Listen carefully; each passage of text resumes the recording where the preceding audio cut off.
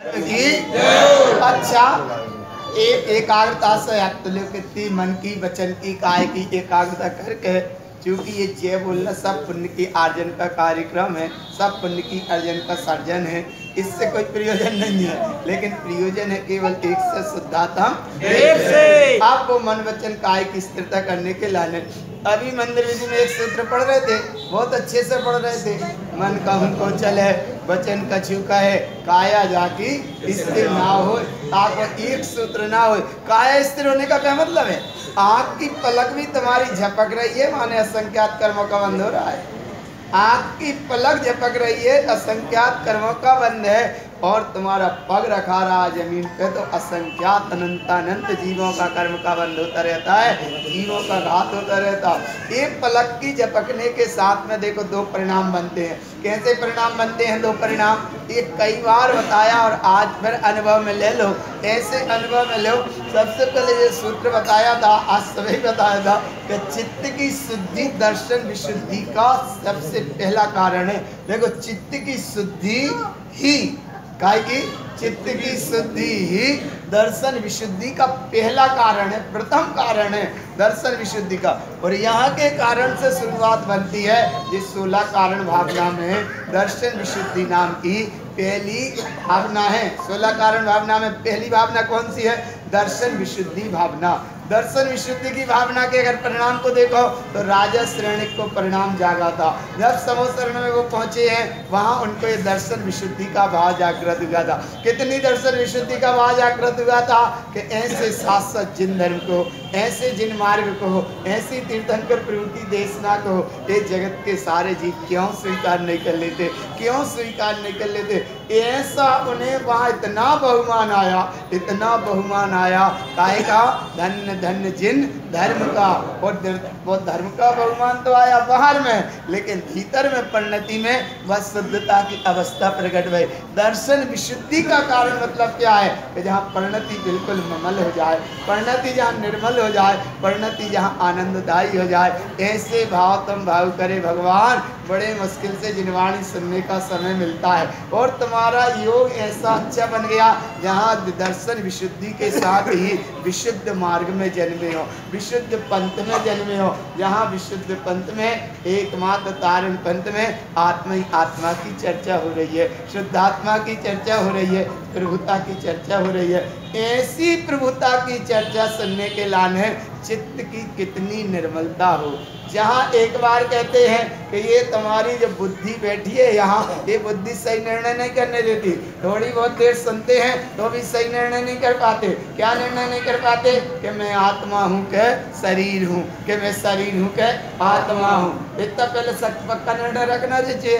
कैसे निर्णय रखना चाहिए? मैं आत्मा हूँ, शरीर नहीं। इतना बोलो तो पक्का, मैं आत्मा हूँ, शरीर नहीं। ये पक्का निर्णय है, लेकिन ये निर्णय बुद्धि स्वीकार करे तो निर्णय है। ये मोह अकेला स्वीकार नहीं करना। अभी भगवान प्रभावना पूर्वक कह रहे थे, रोम रोम से निकले प्रभुवान, रोम रोम से निकले क्या? बोले नाम तुम्हारा, और मुँह से निकल वे में भी अरे भगवान, भावना भाव एक की तो ऐसे बुद्धि का पहले पक्का निर्णय करो। जहाँ चित्त शुद्धि के पास पहुँचना, तो बुद्धि ने निर्णय कर लिया कि मैं आत्मा हूँ, शरीर नहीं। तो वो मन बीच में बैठा है, अहम अहम अहम बीच में बैठा है। बोले तुमने कैसे अकेले स्वीकार कर लिया? हम भी तो थे, हमें भी तो मानना था, हमें भी तो थोड़ा सुनना था। वो अहम स्टैंड पे खड़ा रहता है, गले में ही बैठा रहता है। अहम एकदम बोलता है कि तुमने अकेले कैसे स्वीकार कर लिया? तो वो बुद्धि कहती है अब कर लिया तो कर लिया, थोड़े तुम भी मान लो। तो वो अहम कहता है कि पहले हमसे पूछना थी। अहम क्या कहता? देखो चित्त की शुद्धि क्यों नहीं हो पाती? आज उत्तम शौच धर्म है, कितना सरल धर्म है। उत्तम शौच धर्म माने लोग कसाय का अभाव। बुद्धि ने विचार किया, चलो 50 रुपया जान में देते हैं। तो अहम कहता है तुमने हमसे बिना पूछे काय कह दी? अहम क्या कहता? अहम गले में बैठा है ना। अहम क्या कहता? हमसे काय नहीं पूछी। अच्छा, बुद्धि ने कहा चलो तुमसे पूछ रहे थे। बोले हम तुमसे पूछते तो वो हमने क्या कहा? बोले का मालूम, हमें 100 देने थे। तो अहम इतने जल्दी बोलता है, एक तो 50 दे दे तो वो हम कहता हमसे काय नहीं पूछी। अच्छा बोले तुमसे पूछते, बुद्धि ने कहा। बोले अच्छा तुमसे पूछते तो क्या होता? बोले क्या मालूम, हम 100 देने होते तो जो अहम बोलता है ना, अहम बोलता है। कैसा बोला? अहम गले में बैठा है। ये 4 चीजें संभालो भगवान, तब कहीं दर्शन की शुद्धि हो, दर्शन की विशुद्धि हो और तुम्हारी चित्त की शुद्धि हो।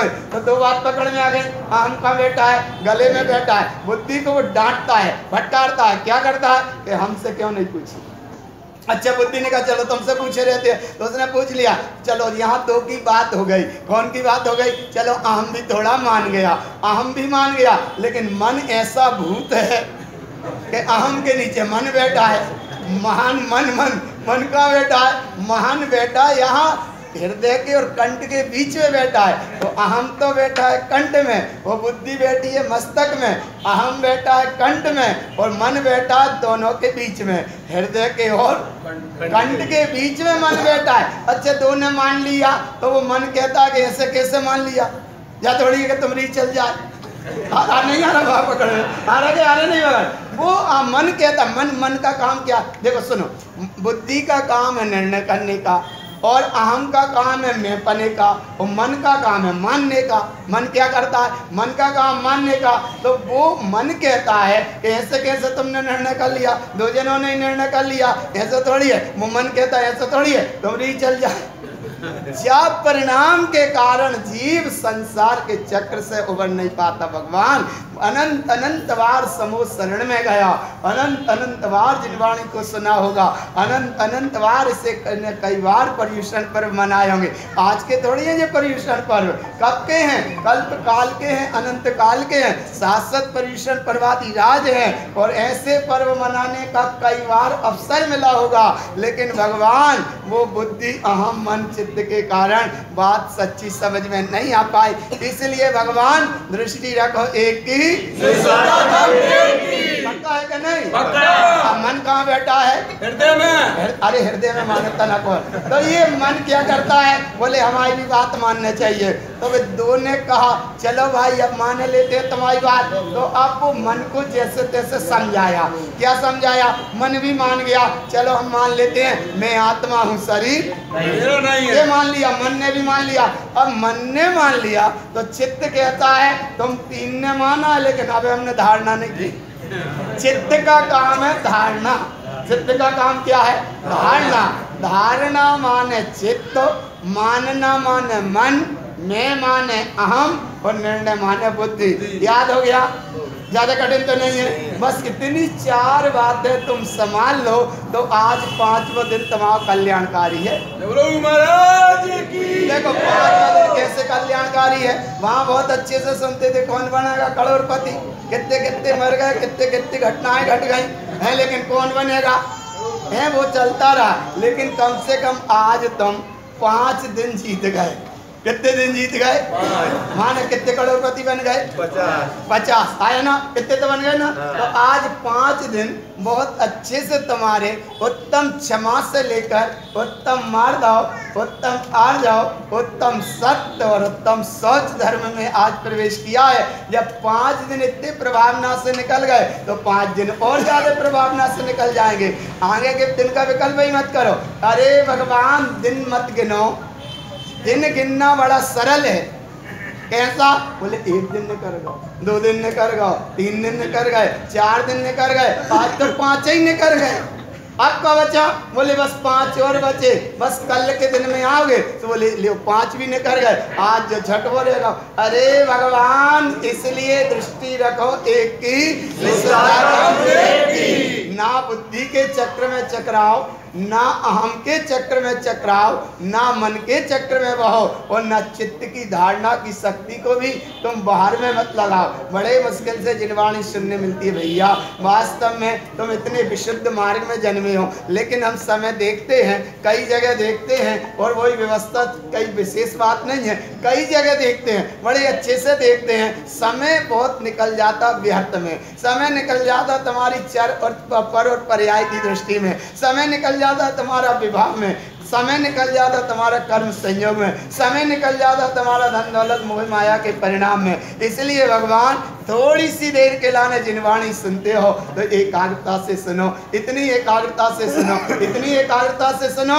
अगर सामने वाला बढ़ता है तो एक बढ़ने का भाव भी रहने दो। ईर्ष्या मत करा करो। देखो ईर्ष्या करने का परिणाम वो है ना, कामना सुख संसार में सब जग देखो चार। लोभ कसाय का परिणाम है तृष्णा। तृष्णा, तृष्णा माने तृष्णा। इसलिए पेट भरो लेकिन पेटी मत भरो। क्या करो, इतना काम तो करा करो, पेट भरो लेकिन पेटी मत भरो। सेठ बनो लेकिन समेट मत धरो। क्या हो जाता है, क्या लोभ कसाय क्या कराती है, लोभ कसाय व परिणति तृष्णा से जोड़ती है। काय से जोड़ती है, तृष्णा से जोड़ती है। फिर ऐसा भाव मत समझे करो कि हमरे लाने ने, अरे बोले अपन कर भी रहे, धर्म आयतन के लाने कर रहे वो अलग बात है, लेकिन यहाँ देखो कौन से बोले, तुम भगवान त्याग की परिणति को अपने आप में लाभ करे, हर समय त्याग का परिणाम रखा करो और ये भाव जागृत करा करो कि हमारी दृष्टि में कहीं तृष्णा और तृष्णा के साथ में ईर्ष्या का परिणाम काम नहीं करना चाहिए। ईर्ष्या का परिणाम करता है तो वो अहंकार में, मेरी भावना में पढ़ते ना, क्या भावना में पढ़ते हो, अहंकार का भाव ना आवे, भाव ही ना आ जाए तो पर्यूषण परवादी राज है। और कहीं पड़ोसी के नई गाड़ी आ गई तो एक तो वाकई नई गाड़ी आ गई, जय ईर्षा हो गई, और संयोग की कब तुम्हें बैठने तो सुबह ने बैठा रो नहीं, क्या और ज्यादा दुखदाई हो गई। और संयोग की बात बैठा ला नहीं और वो आगे गया और बाकी गाड़ी पंचर हो जाए और वो धका रहा हो तो बात तुम ही वहां से निकल रहे हो, भैया थोड़े धक भैया, बोले नहीं तूने वहां बैठा रहा नहीं आया ना, बंद नहीं होने में देर नहीं लगती भगवान। इसलिए भगवान मूल दृष्टि ये रखो, अरे तुमरे यहाँ अगई कार तो अपन भी यहाँ पढ़ो जोर से ओंकार, तो ओंकार पढ़ोगे। जिस सब भावना बातें भगवान बहुत अच्छे से बताते, इसलिए बताते, समय बहुत कम है, वो बातें बहुत बताना रहती हैं, वो तनक ज्यादा समय हो जाए तो चार घड़ी लगी है। इसीलिए भगवान दृष्टि रखो एक की, पक्का करना, और एक घड़ी वो हमारे कमरा में सामने रखी यहीं से दिखती रहती है। अरे माँ भामत देखो, यहाँ देखो बाकी है, हमें दिख रही जहाँ से ना, तुम क्या देख रहे माने तो विश्वास नहीं है। अरे भगवान आज तुम उत्तम शौच धर्म में प्रवेश कर रहे हो, काय में प्रवेश कर रहे हैं, उत्तम शौच धर्म में। तो पहले सबसे पहले तो लोभ कसाय को अभाव करू करे, लोभ कसाय का अभाव करने का परिणाम ही उत्तम शौच धर्म है। और ऐसे शौच धर्म के साथ में जब तुम आगे बढ़ोगे तो गुरु महाराज ने पंडित पूजा ग्रंथ में समझाया कि भैया वह लोभ कसाय के अभाव के साथ जो स्वभाव उत्तम शौच धर्म का प्रमाण प्रकट होता है उसका नाम है सम्यक तस्य जलम शुद्धम। ऐसे शुद्ध सम्यक के जल में तुम स्नान करो। ये कर्म कसाय रागदेश मोह माया मिथ्यात्व में स्नान मत करो, स्नान करो एक में शुद्धात्म, इससे आत्मा शुद्ध हो जाएगी। अब ये कह रहे थे बोले आत्मानंद को देखने के बड़ा भाव अच्छा आता है, और जब आत्मा में पहुंच जाएंगे तो और अच्छा भाव आता है। और हमें एक भाव आया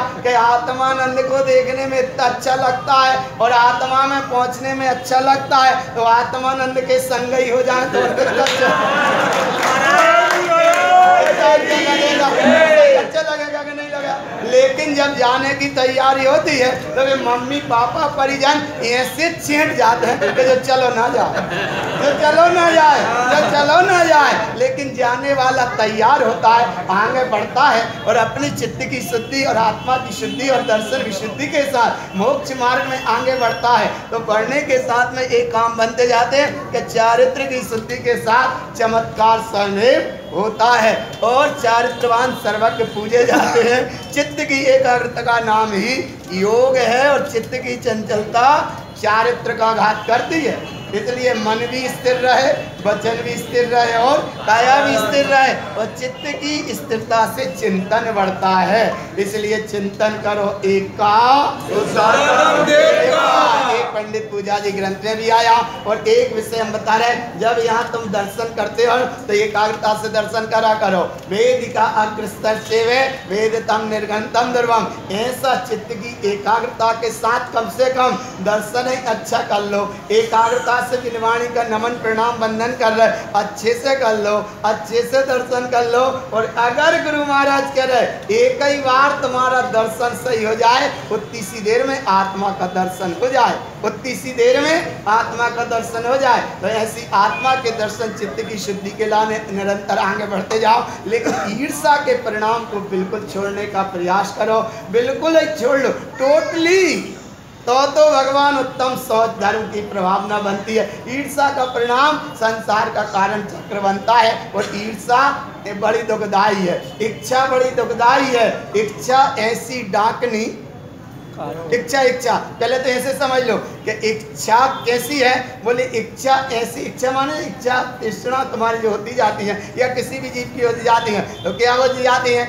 ऐसे होती जाती है, ऐसे होती जाती है कि इच्छा सब दुख की खान है। काय की?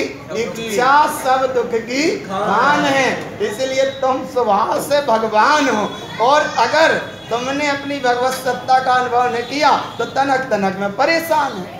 काय परेशान हो गए? बोले समय ज्यादा हो गया तो परेशान, जल्दी कर दो तो परेशान, तुम्हें तो आने 12 बजे। बोले मंदिर जल्दी कहाँ होगा? अरे भगवान, मंदिर तो अपने समय पे मंदिर विधि हो ही गई है, तुमने इच्छा बड़ी परेशान कर दी है। इसलिए भगवान इच्छा तज जो तप करे वो पाए पद निर्वाण, लेकिन इसके पहले चित्त की शुद्धि होना बहुत जरूरी है।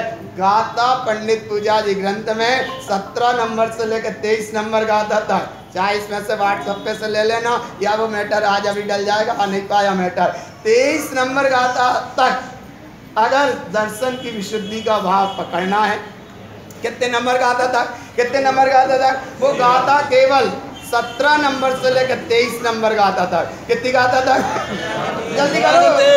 कोई देखो, यहाँ ना तो कोई गिफ्ट है और ना कोई लिफ्ट है, केवल एक भाव को पकड़ना। वो भाव ये पकड़ना कि मोक्ष मार्ग में शिफ्ट हो, बस। ना बाहर की गिफ्ट और ना बाहर की कोई लिफ्ट।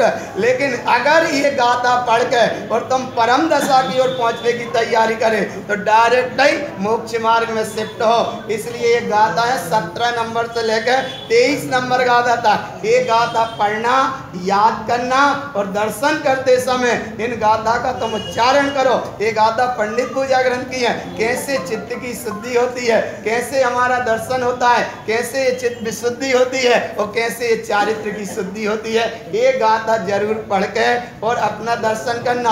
और इस पे पैसा वैसा मत लिख ले रखना, नहीं तो जहरो गाड़ी करके जेब में धर के भूल जाओ। ये पूरा दर्शन पाठ है गुरु महाराज का। भगवान ये गाथा 17 से लेकर 23 नंबर गाथा तक अभी यहाँ से मिल जाएगी प्रति। और ये 9 गाथा जे कोई आज याद करके सुनाएगो शाम के बाय, फिर कछु न कछु अरे मोक्ष मिल जाएगा। ऐसी थोड़ी सी बात है, समय बहुत थोड़ा है, इसलिए बाद में भी यहाँ से ले लेना। 9 गाथा सबको सुनाना और सब सुनाएंगे तो सबको, इसलिए कछु न कछु तो मिल ही जाएगा। देखो देवे वालों काम नहीं है, लेकिन सही में यहाँ चारित्र की शुद्धि की ये गाथा है, दर्शन पाठ की गाथा है। लेकिन ये पेज हाथ में लेके कहीं बिल्कुल फट ना जाए, बहुत संभाल के गाथा पढ़ियो, दिन भर पढ़ियो, याद करियो, मोबाइल व्हाट्सएपों पे भी डल जाएगा, अच्छे से पढ़ियो और शाम के सुनाइयो, है ना। तो ना सुना पा तो सुनावे को प्रयास करियो।